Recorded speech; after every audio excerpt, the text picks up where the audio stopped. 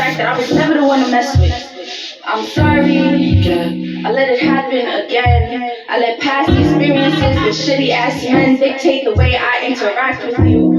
And I really wanna trust, but it's obvious I still have some issues I need to get through. I never said that loving me was going to be easy. But if you're going to, do not excuse my assertiveness for inability to be submissive.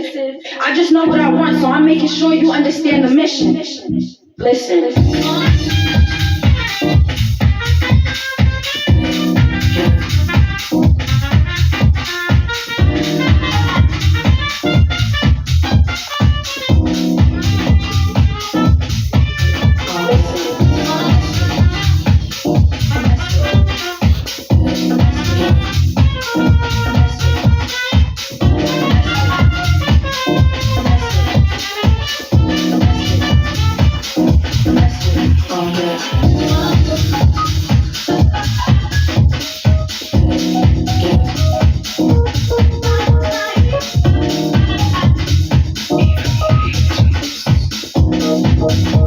Thank you.